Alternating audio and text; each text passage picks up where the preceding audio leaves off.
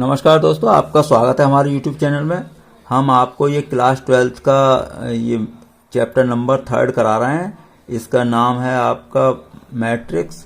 तो इसमें एक्सरसाइज 3.2 ले रहे हैं। इसके हमने एक वीडियो पहले बनाकर डाल दी है जिसमें कि हमने 1 से 11 तक क्वेश्चन कर दिए हैं। ये यहाँ पर 13 से कर रहे हैं क्योंकि 12th 11 से ऐसा ही था। तो यहाँ पर क्वेश्चन नंबर 13 से स्टार्ट कर रहे हैं। चलिए देखते हैं क्या है।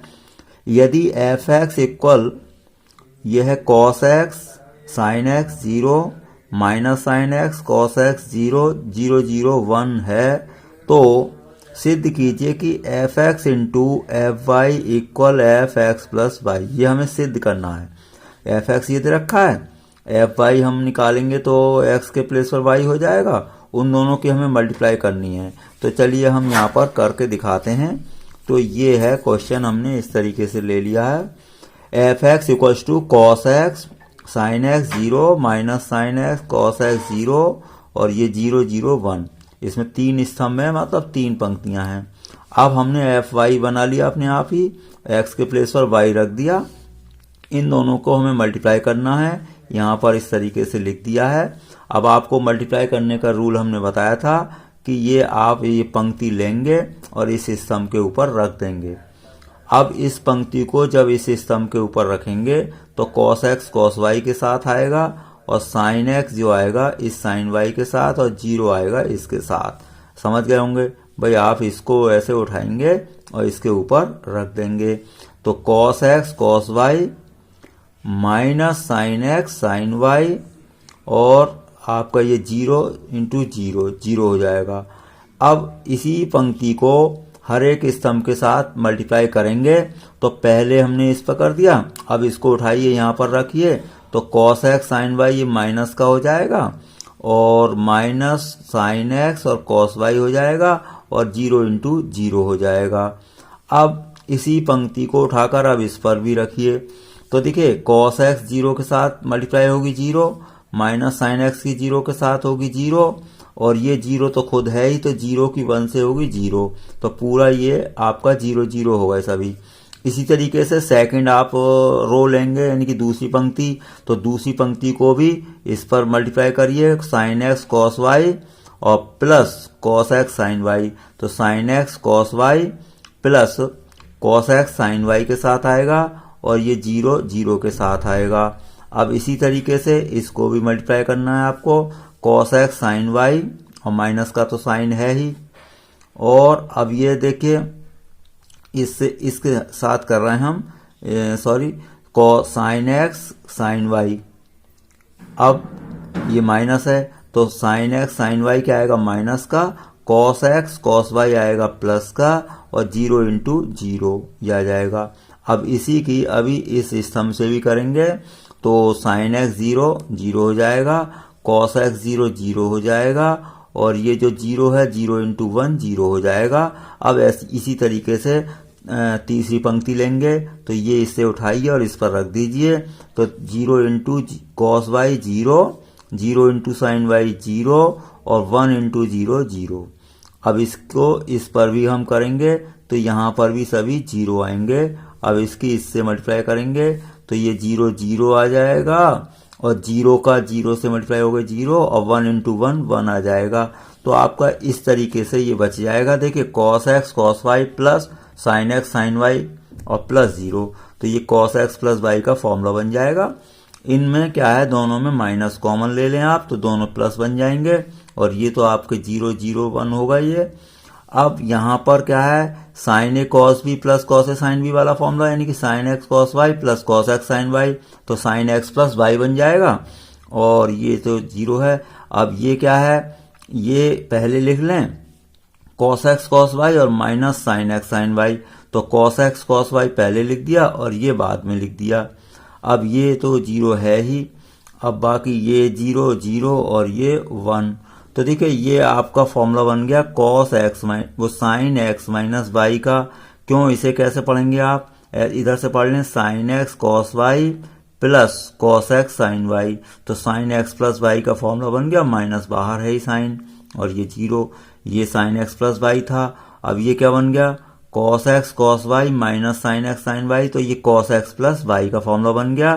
तो आपका ये बना एफ एक्स प्लस वाई, क्योंकि x की जगह सभी जगह x प्लस वाई आपका बन चुका है।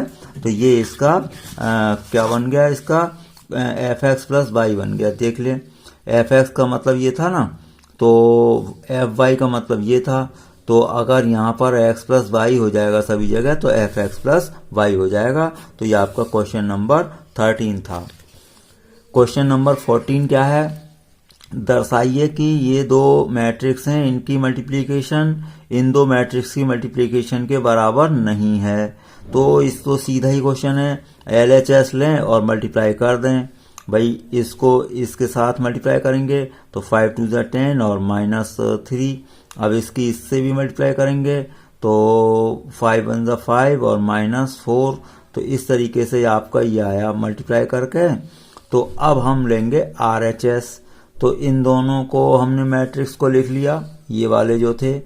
अब देखिए फिर वही इसको इससे मल्टीप्लाई करिए, 2 5 10 और +6, 2 1 2 और 1 का 7 से। अब 3 का 3 5 15 और 4 6 24, 3 1 3 और 4 7 28। भाई आपको इसको इसके ऊपर रख देना है अलग से आराम से। अब ये हो गया 16 और ये बचा 5 और ये 39 और ये। अब देखिए LHS क्या थी, यानी कि ये थी, और ये RHS है ये। तो समीकरण 1 और 2 से हम कह सकते हैं कि ये आपकी बराबर नहीं है। तो ये आपका प्रूफ हो गया। 15 क्या है, यदि A दे रखा हो ये, तो A² - 5A + 6I का मान ज्ञात कीजिए। तो A² कैसे कैलकुलेट करेंगे, पहले अलग से कर लें। A² का मतलब है A × A, तो A को 2 बार लिख दें और मल्टीप्लाई कर दें। तो ये पंक्ति लेंगे और इसके साथ करेंगे, तो 2 दूनी 4 और ये 0 और ये 1, तो 4 + 0 और 1। अब इसी तरीके से इसके साथ करेंगे, तो 2 की 0 के साथ और 0 की 1 के साथ 0 हो जाएगी, और 1 की -1 के साथ -1 हो जाएगी। इसी तरीके से इस पंक्ति को इसके साथ भी मल्टीप्लाई करेंगे, तो 2 एकन 2 हो जाएगा, और 0 का 3 से हो जाएगा, और 1 का 0 से। तो ये बाकी 0 हो गए। इसी तरीके से अब दूसरी पंक्ति आप उठाएंगे, पहले दूसरे तीसरे स्तंभ के साथ मल्टीप्लाई करेंगे, तो आपका 2 दूनी 4 और 1 से 2 तो 2 हो गया, 3 1 3 हो जाएगा। अब दूसरे स्तंभ से करें तो 2 0 और 1 × 1 और 3 × -1 -3 हो जाएगा। अब तीसरे स्तंभ से भी करें, 2 एकन 2 और 1 की 3 से हो गई प्लस, और 3 के नंबर आएगा 0 से, वो 0 हो जाएगा। इसी तरीके से आपकी तीसरी पंक्ति है, इसके साथ करेंगे 1 का 2 से 2 और -1 का ये 2 से -2 और 0 का 1 से 0। इसी तरीके से दूसरा स्तंभ लेंगे, तो 1 का 0 के साथ आएगा और -1 का इसके साथ आएगा। तो अब ये 1 से करेंगे आप मल्टीप्लाई, जब -1 की तो 1 हो जाएगा माइनस का, और ये 0 का इससे होगा, तो ये आपका हो जाएगा 0।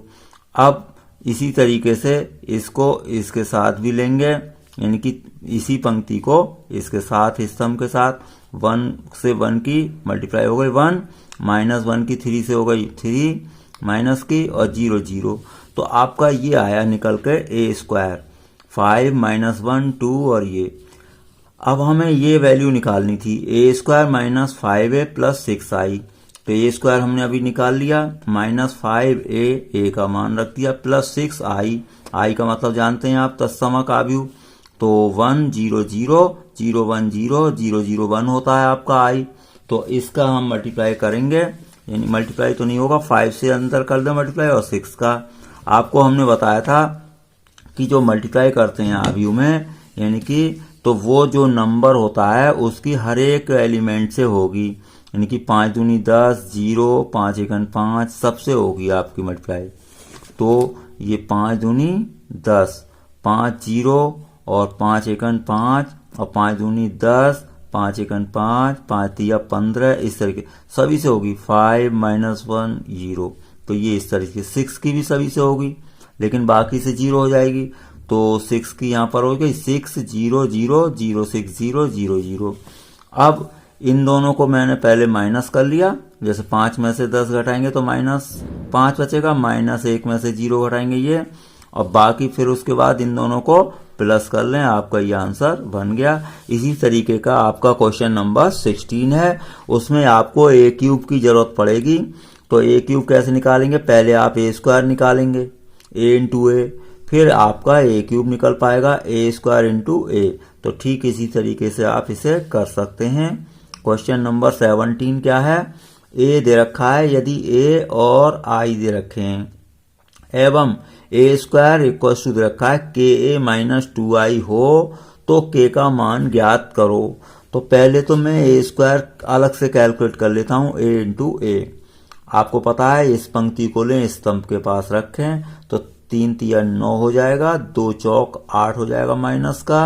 अब इसी पंक्ति को आप इसके साथ भी लेंगे तो 3 दूनी 6 माइनस का, माइनस माइनस प्लस, 2 दूनी 4।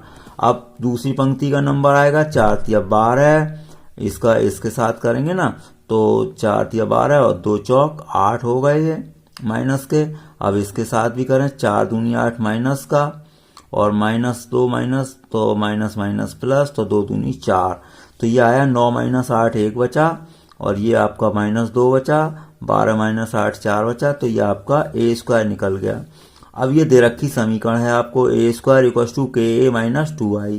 ए स्क्वायर तो हमने निकाल ही लिया है, के ए लिख लें और -2 और आई लिख लें। के की हर एक एलिमेंट से मल्टीप्लाई हो गई आपकी, 2 की भी सभी से हो जाएगी, 0 से तो 0 ही होगी।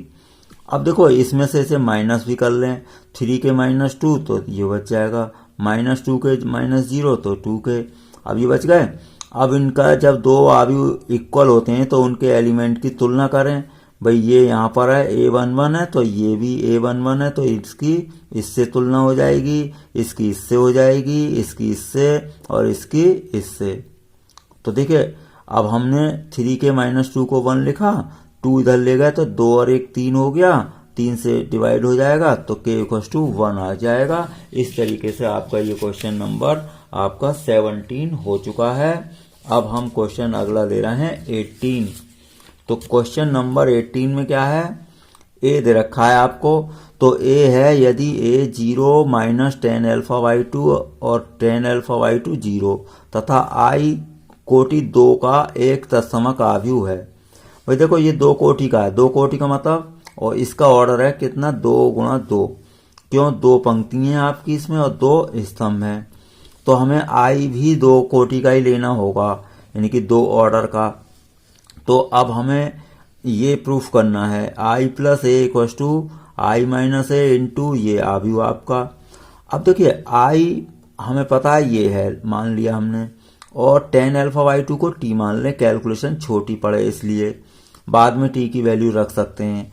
तो cos α का हम फॉर्मूला अपनी तरफ से जानते हैं, ये होता है 1 - tan² α/2 / 1 + tan² α/2। तो tan α को हमने t मान ही चुके हैं, तो 1 - t² 1 + t² cos α हो गया। sin α का ये होता है फॉर्मूला, तो आपका ये 2 tan α हो गया नहीं, तो इसकी जगह t रख दें, तो 2t / 1 + t² रख दिया। a आपका ये था ही, तो इसकी जगह t रख दें, तो ये भी आपका a भी हमने तैयार कर लिया। हमें चाहिए LHS में क्या, 1 + i + a, तो हमने पहले i + a कैलकुलेट कर लिया। अब i क्या है, 1 0 0 1, अब इन्हें प्लस करो, 1 और 0 1 हो जाएगा, 0 और ये प्लस हो गए, 0 और प्लस t हो गए, 1 + 0 1 हो गया। LHS आपकी तैयार हो चुकी है, क्योंकि लेफ्ट हैंड साइड क्या थी आपकी, i + a, तो लेफ्ट हैंड साइड हम यहीं रहने दें, तो ये आपकी बन चुकी है। अब हमें चलना है राइट हैंड साइड की तरफ, i - a और ब्रैकेट में cos α - sin α sin α cos α। तो हम i - a पहले अलग से निकाल ले रहे हैं, तो i तो 1 0 0 1 है ही, -a ये है ही आपका जो दे रखा है, तो 1 में से 0 माइनस करेंगे 1, 0 माइनस माइनस प्लस हो जाएगा, ये t हो जाएगा, 0 - t - t और 1 - 0 1। तो आपका i - a ये तैयार हो चुका है। इस i - a की देखिए RHS है ये, तो RHS की मैं इससे मल्टीप्लाई करूंगा। RHS में मतलब I-1 इससे, तो मैं यहाँ करता हूँ। तो मैंने ये राइट हैंड साइड ले ली I-A और cos alpha minus sine alpha और साइन अल्फा इन कॉस अल्फा। तो इसकी मैंने अभी वैल्यू आपको दिखाई थी। तो साइन कॉस अल्फा कितनी निकली थी भाई? आपकी कॉस अल्फा निकली है, ये मैं यहाँ पर फिर दिखा देता हूँ, ये है 1 माइनस टी स्क्वायर। तो कॉस अल्फा के प्लेस पर मैंने रख दिया 1 minus t square upon 1 plus t square. अब साइन अल्फा की वैल्यू आपकी निकली थी ये है आपका साइन अल्फा इक्वल टू ये है 2t upon 1 plus t square, लेकिन माइनस साइन तो पहले से ही है तो माइनस साइन लगा रहने दें आप। अब साइन अल्फा की यहाँ भी रख दें, कॉस अल्फा की भी वैल्यू रख दें। ये हमने इसलिए निकाल ली थी कैलकुलेशन छोटी होने के लिए। अब हम करते हैं यहाँ पर RHS में, ये तो आपका I-A आया ही था और ये हमने नोट कर ही लिया है। अब इसकी मल्टीप्लाई करेंगे तो देखो 1 ये पहली पंक्ति लेंगे और इसके साथ मल्टीप्लाई करेंगे। तो पहली पंक्ति ऐसे रखेंगे तो 1 तो इसके साथ मल्टीप्लाई होगा और t इसके साथ, तो यहाँ पर मैंने कर दिया है। 1 की तो इससे मल्टीप्लाई होगा, यही रहेगा। t की इससे कर दी तो t इंटू 2t, तो 2t स्क्वायर हो जाएगा। अब इसी तरीके से इसी पंक्ति की इससे भी करेंगे तो 1 से तो कोई फर्क पड़ेगा नहीं, आ जाएगा। अब t की इससे करेंगे इससे, क्योंकि पहली पंक्ति को उठाया इस पर रख दिया, तो t की इससे कर दी, ये आ जाएगा। अब इसी तरीके से दूसरी पंक्ति लें आप, तो दूसरी पंक्ति को भी ऐसे ही मल्टीप्लाई कर दें आप और 1 की इससे होगी। अब दूसरी पंक्ति की दूसरे स्तंभ से भी कर दें minus T into minus 2t, तो प्लस के 2t स्क्वायर हो जाएगा। भाई ये पंक्ति है आपकी और ये स्तंभ है, तो इसके साथ हमने मल्टीप्लाई कर दी। अब आपका क्या बचा, इन्हें देखें, एलसीएम ले लें। इन दोनों में क्या है LCM? 1 plus t square LCM आ जाएगा, तो 1 माइनस टी स्क्वायर और प्लस 2t स्क्वायर। इसी तरीके से इसमें भी एलसीएम आ जाएगा आपका, तो यहाँ बचेगा माइनस 2t और ये t इंटू तो ये बचेगा ही। यहाँ भी देखिए एलसीएम तो सभी जगह वही है 1 प्लस टी स्क्वायर, तो ये इस तरीके से आपका माइनस टी और ब्रैकेट और ये आपका बच गया है, ये सब बच गया आपका। यानी कि यहाँ भी हमने 1 प्लस टी स्क्वायर एलसीएम ले लिया, तो 2t square plus 1 minus t square. अब यहाँ पर क्या बचेगा, ये माइनस टी स्क्वायर है प्लस 2t स्क्वायर है, तो 1 प्लस टी स्क्वायर बचा, अपॉन में तो 1 प्लस टी स्क्वायर है ही। इनमें क्या किया हमने, t कॉमन ले लिया है, तो यहाँ बचेगा -2 और ये 1 प्लस टी स्क्वायर। अब इसी तरीके से यहाँ भी हमने t कॉमन ले लिया, तो माइनस है ये, तो माइनस का 1 हो जाएगा और माइनस से इसके मल्टीप्लाई हो गए तो प्लस टी स्क्वायर हो गया, प्लस 2 तो था ही। अब इसमें जो ये वाली पंक्ति है इसमें 2t स्क्वायर में से t स्क्वायर घटेगा तो प्लस का t स्क्वायर बचेगा और 1 ये है ही। तो अब देखिए ये तो आपका 1 हो गया, क्योंकि ऊपर नीचे सेम है तो कैंसिल हो गए, तो ये 1 आ जाएगा और ये भी 1 आ गया। अब यहाँ पर क्या बचा है आपका -2 और +1, तो -1 बचा, -1 माइनस टी स्क्वायर। अब यहाँ क्या बचेगा, 2 माइनस 1 प्लस का 1, तो 1 प्लस टी स्क्वायर और अपॉन में टी स्क्वायर है, 1 प्लस टी स्क्वायर है ही, तो ये भी कैंसिल हो जाएगा। अब यहाँ बचा क्या टी और ये बचा 1, अब ये बचा 1 और ये क्या करोगे, इसमें माइनस कॉमन लोगे जब बाहर, जैसे ये ले लिया मैंने, तो ये भी इसके जैसा बच गया, तो ये आया आपका 1 माइनस टी और टी 1। अब ये आपकी LHS थी, देखिए यहाँ पर देखें LHS क्या थी, 1 माइनस टी और टी 1, तो ये आपकी LHS के ठीक बराबर आ गई RHS। तो हम यहाँ लिख सकते हैं समीकरण 1/2 से LHS बराबर RHS। तो ये आपका क्वेश्चन नंबर ये जो था क्या 18, तो ये आपका सॉल्व हो गया है। 19th क्वेश्चन पर आते हैं हम। 19th क्वेश्चन में क्या है कि किसी व्यापार संघ के पास 30,000 रुपयों का कोष है जिसे 2 भिन्न भिन्न प्रकार के बांडों में निवेशित करना है, मतलब लगाना है। प्रथम बांड पर 5% वार्षिक और दूसरे पर 7% वार्षिक का ब्याज प्राप्त होता है। आव्यूह गुणन के प्रयोग द्वारा ये निर्धारित कीजिए कि 30,000 रुपयों के कोष को 2 प्रकार के बांडों में निवेश करने के लिए किस प्रकार बांटें जिससे व्यापार संघ को प्राप्त कुल वार्षिक ब्याज कितना मिले। ए पार्ट 1800 रुपए और एक बी पार्ट है 2000 रुपए। तो पहले हमने मान लिया कि पहले बांड में निवेश किया है x रुपए, मान लिया। दूसरे में कितना करेंगे आप, फिर 30,000 में से x घटा देंगे, क्योंकि कुल रकम आपकी कितनी है 30,000। अगर एक में कर दिया x तो दूसरे में 30,000 माइनस x। ब्याज दर क्या है, 5% है और 7%। कुल ब्याज आपको दे रखा है 1800 रुपए। अब देखिए कुल ब्याज कैसे निकलेगा, इस पर जो निवेश किया है उसी पर तो मल्टीप्लाई करेंगे। तो आपका कुल ब्याज जो निकलेगा, आपकी जो रकम होगी उससे दर से गुणा कर देंगे। तो हम क्या कर रहे हैं कि कुल ब्याज, ये तो आपकी रकम है, इसे एक आव्यूह बना दिया, पंक्ति आव्यूह, और दर को बना दिया स्तंभ आव्यूह। हमेशा ऐसे क्वेश्चन इसी तरीके से होते हैं कि एक चीज को तो बनाएंगे आप यानी कि पंक्ति आव्यूह, और एक को बनाएंगे स्तंभ आव्यूह हमेशा। तो हमने रुपयों को बना दिया पंक्ति आव्यूह और इसे दर को बना दिया स्तंभ आव्यूह। अब इनकी हमें मल्टीप्लाई करनी है केवल। तो मल्टीप्लाई करने के लिए पहले दर को सही से लिख लें। भाई दर को क्या लिख दें, 5/100, क्योंकि 5% है तो 5/100 लिख दें, और 7% को 7/100 लिख दें। अब इनकी मल्टीप्लाई करेंगे हम। इसमें तो अकेली पंक्ति है ही, तो इसी पंक्ति को इस स्तंभ के पास मल्टीप्लाई करेंगे। तो x का इससे होगा तो 5/100 इंटू x।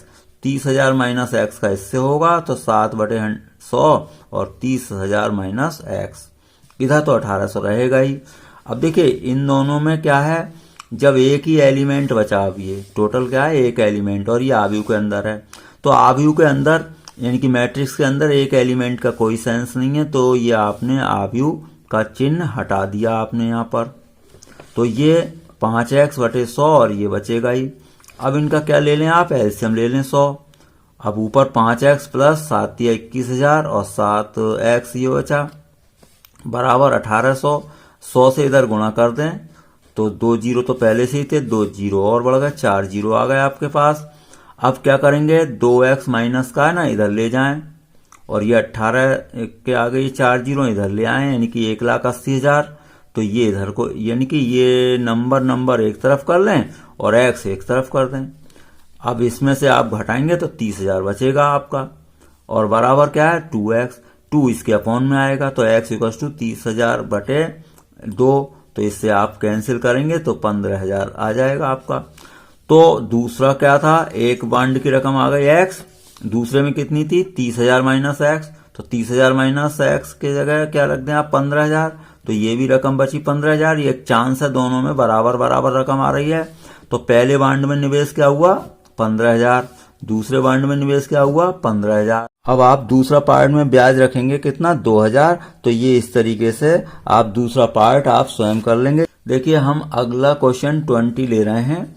किसी स्कूल की पुस्तकों की दुकान में 10 दर्जन रसायन विज्ञान, 8 दर्जन भौतिक विज्ञान तथा 10 दर्जन अर्थशास्त्र की पुस्तकें हैं। मतलब 3 तरीके की हैं पुस्तकें, रसायन विज्ञान की हैं, भौतिक विज्ञान की हो गई और अर्थशास्त्र की। इन पुस्तकों का विक्रय मूल्य भी दे दिया, 80 रुपए, 60 रुपए और 40 रुपए प्रति पुस्तक। उधर दर्जन है, एक पुस्तक का मूल्य है। आव्यूह बीजगणित के प्रयोग द्वारा ज्ञात कीजिए कि सभी पुस्तकों को बेचने से दुकान को कुल कितनी राशि प्राप्त होगी। तो पहली बात हम जानते हैं 1 दर्जन बराबर 12 है। पुस्तकों का आव्यूह बना दें, 10 दर्जन, 8 दर्जन और 10 दर्जन। ये थी ना 10 दर्जन, 8 दर्जन और ये, तो हमने यहाँ पर पुस्तकों का आव्यूह बना दिया। अब ए बराबर इसे मान लें, चलिए। अब देखिए 10 दर्जन है, 12 से गुणा करेंगे तो 120, 12 से इसे भी कर लें, 12 96, 12 से इसे भी कर लें। अब मूल्य आव्यूह बना दें आप, 80, 60, 40। हमने बताया था पहले एक आव्यूह को बनाएंगे पंक्ति आव्यूह और एक को बनाएंगे स्तंभ आव्यूह। तो मूल्य इस तरीके से लिख दिया, स्तंभ बना दिया आपने। कुल धनराशि आप जानते ही हैं, पुस्तक की संख्या से मूल्य से गुणा कर देंगे तो हमारी कुल धनराशि आ जाएगी, यानी कि A इंटू बी, क्योंकि पुस्तकों का आव्यूह है A और मूल्य का है B। तो A गुणा B क्या हो जाएगा आपका कुल धनराशि। अब ये इसमें तो एक पंक्ति है, इस पंक्ति को लें और इसे सम से गुणा कर दें। तो 120 की 80 से आएगी प्लस 96 की 60 से आएगी, 120 की 40 के साथ आएगी। इनकी हमने मल्टीप्लाई कर दी, 12 × 96 और ये सब आ गए, इनको प्लस कर लिया। अब अकेला एलिमेंट है आव्यूह के अंदर तो इसे हटा दें, तो ये बचा आपका 20,160 रुपए। ये आपकी कुल कीमत है पुस्तकों की। तो ये आपका क्वेश्चन नंबर 20 हो चुका है।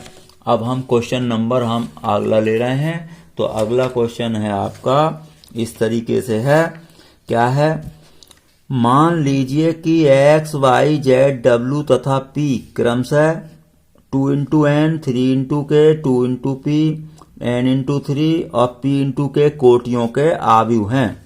इनकी ऑर्डर दे रखे हैं सबके। नीचे दिए प्रश्न संख्या 21 तथा 22 में सही उत्तर चुनिए। कैसे? py + wy के परिभाषित होने के लिए n के p पर क्या प्रतिबंध होगा। मतलब हमें यहाँ पर ये अगर सही है यानी कि py + wy, तो हमें इनके ऑर्डर बताने हैं। यानी कि k की वैल्यू क्या होगी, p की, या इस तरीके से है कुछ। यहाँ समझ लें, पहले मैंने सबके ऑर्डर लिख लिए। x है 2 × n का, y है 3 × k का, z है 2 × p का, w है ये। अब मुझे निकालना था py + wy, तो इसमें से मैंने y कॉमन ले लिया, तो p + w। p का ऑर्डर लिख लें एक बार थोड़ी देर के लिए, p × k, w का लिख लें n × 3 और ये y का हो गया 3 × k। अब हमारे पास, हम जानते हैं कि समान ऑर्डर का यानी समान कोटि के आव्यूह ही जुड़ते और घटते हैं। तो ये निश्चित है कि इसकी कोटि और इसकी कोटि बराबर होगी। तो कहने का मतलब है ये जो p है आपका n के ठीक बराबर होगा और k ठीक किसके, 3 के बराबर होगा। तो ये आपका आंसर हो गया, क्योंकि समान कोटि के आव्यूह ही जुड़ते और घटते हैं। तो ये p है यहाँ पर, तो यहाँ n है, तो ये कैसे होना चाहिए, बराबर। और ये k है तो यहाँ 3 है, तो k 3 के बराबर। तो ये आपका ऑप्शन नंबर पहला करेक्ट हो गया है। अब 22 वो कह रहे हैं यदि n बराबर p तो आव्यूह इसका मान निकालिए 7x - 5z। चलिए मैंने यहाँ लिख दिया 7x - 5z। x का मैंने ऑर्डर लिखा 2 × n है, आप क्वेश्चन में देख लें, -5z का है 2 × p। अब देखिए ये तो अंक है, इनसे कोई मतलब नहीं। जब दो आव्यूह यानी कि ये पूरा आव्यूह बन जाएगा और ये पूरा आव्यूह बन जाएगा, जब घट रहे हैं तो इनका ऑर्डर बिल्कुल समान होगा। तो 2 तो 2 के इक्वल है ही भाई, आपका 2 × n है एक और ये 2 × p है, ये तो आपका बिल्कुल इक्वल है। तो क्या होना चाहिए, n = p और होना चाहिए। तो अब ऐसा ऑप्शन देखें आप जिसमें कि n = p हो और 2 आपका ये है ही, यानी कि आपका जो ऑर्डर बनेगा या तो 2 × n रहेगा या 2 × p रहेगा, क्योंकि जब 2 तो 2 के बराबर है, n p के बराबर है, वो खुद ही कह रहा है। तो इसमें ऐसा ऑर्डर देख लें कि n 2 × n हो या तो 2 × p हो। तो 2 × p तो नहीं है, p × 2 है, तो इसे नहीं लेंगे हम, क्योंकि वो तो क्रम बदल जाएगा। ये पंक्ति पहले होती हैं, हमारे पास हैं 2 पंक्ति और p स्तंभ है, तो ये गलत है। अब इसमें क्या है, 2 × n, ये सही है, क्योंकि n और p तो इक्वल हैं, तो 2 × n लिखें चाहे 2 × p लिखें। अब 2 × p वाला कोई ऑप्शन नहीं है, तो ये आपका ऑप्शन नंबर बी करेक्ट हो गया। तो ये आपका ये एक्सरसाइज पूरी समाप्त हो गई है। आपका वीडियो देखने के लिए बहुत बहुत